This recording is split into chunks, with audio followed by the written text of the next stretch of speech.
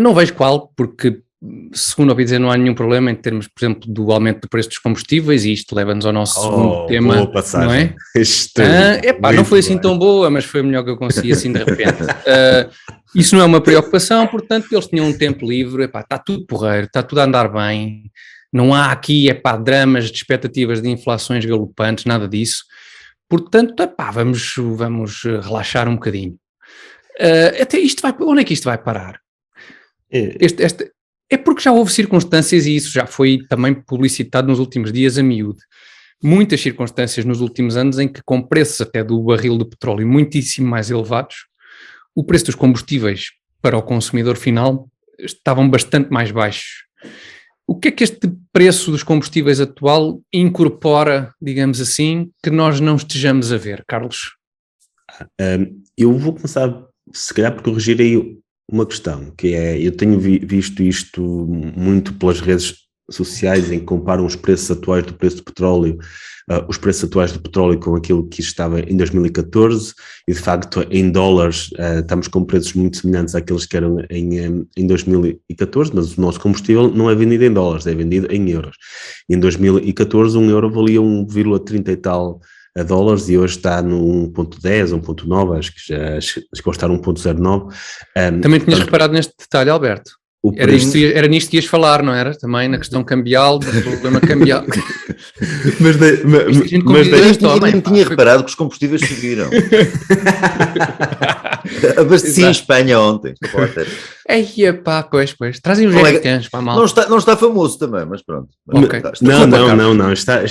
Está mal em todo lado, mas num sítios pior do que outro. E só esta primeira correção, porque senão íamos por aqui para o habitual discurso de que as distribuidoras de gasolina e tal que estão a aumentar as margens, que não estão. Aliás, as margens das distribuidoras diminuíram 2 cêntimos desde o último trimestre até à última semana, portanto não há um aumento nas margens da distribuição, são sempre as primeiras, como são as distribuidoras que vendem, são sempre as primeiras, apesar da margem de distribuição ser uma coisa de 5, 6% do preço dos combustíveis, e as margens, apesar de tudo, desceram. O que subiu, obviamente, foi o preço do gasóleo e da gasolina, o preço bruto, não é? Do gasóleo e da gasolina, a que eles compram o gasóleo e a gasolina. Mas deixa-me, a propósito da inflação, é importante também referir outra coisa, que é, já estávamos com risco de inflação antes da guerra da Ucrânia.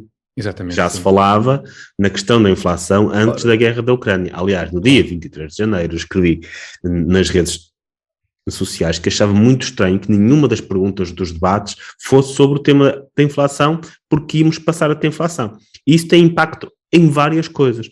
Tem impacto, primeiro, os níveis dos salários vão efetivamente descer, aquilo que em economia se chama o salário real, ou seja, o que é que se consegue comprar com o salário que se recebe, vai diminuir. As pessoas até podem ir ganhar mais 10 euros, mas gastam muito mais do que isso pelo aumento dos preços. Depois há outra coisa que é ainda mais importante, que é, normalmente, um aumento da inflação e grande tende a gerar uma resposta que é normal, que é um aumento das taxas de juros. E um aumento das taxas de juros vai levar a um aumento das prestações da casa, em alguns casos bastante elevado, principalmente naqueles empréstimos de maior duração, de 40 anos e por aí fora, em que uma boa parte daquilo que as pessoas pagam ainda é juros, portanto vai levar a um aumento muito grande. Isto para não falar do que acontece nos bens alimentares, que as últimas tabelas de preços que já saíram para as próximas semanas para os hipermercados mostram aumentos bastante grandes nos próximos 2, 3 meses. Vai continuar assim, porque já havia inflação antes, porque a guerra na Ucrânia e a invasão da Ucrânia teve 2 tipos de efeitos. Um foi no preço dos combustíveis, que depois afeta a economia como um todo. Toda a gente precisa de combustível para produzir, portanto afeta o preço de todos os bens.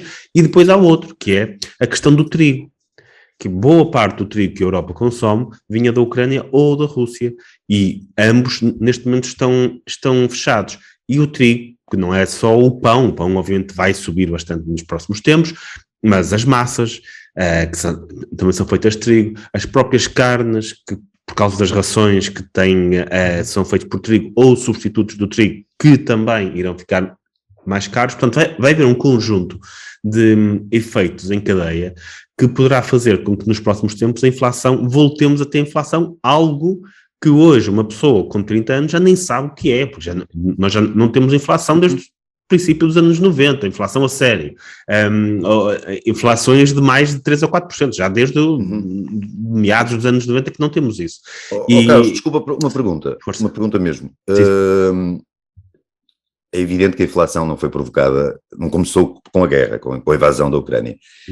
Os 2 anos de brincadeiras de confinamentos e a propósito da Covid, ou pretexto da Covid, não tem influência nenhuma nisto? Uma das razões para termos a inflação deriva daquilo que aconteceu ou daquilo que estava a acontecer, que foi, durante 2 anos houve muitos sistemas produtivos que pararam. E depois a economia começou muito rápido, ou seja, o consumo começou muito rápido e muita da estrutura produtiva que tinha parado antes não reiniciou à mesma velocidade, ou seja, as pessoas começaram a consumir mais rapidamente do que o tecido produtivo começou a produzir. E quando há mais procura do que oferta, há um aumento de preços. Mas isto, previa-se próprias cadeias de distribuição também, não é? Que pudesse ser temporário. Eu não acho que seria por outra coisa, que é as políticas monetárias, ou seja, anda-se a imprimir dinheiro há muito tempo, a imprimir, entre aspas, não é? Anda-se a ter uma expansão monetária há bastante tempo, com o Covid voltou-se a ter isso para evitar uma crise maior, e isso começou-se a sentir nos preços das casas, já estão há 2 ou 3 anos, sempre a subir a 2 dígitos, e por aí fora, que é o primeiro sítio onde a expansão monetária chega, normalmente é o preço da habitação, mas depois também chega aos bens de consumo, e já se esperava que isso acontecesse, ou seja, que isto nesta altura começasse a acontecer.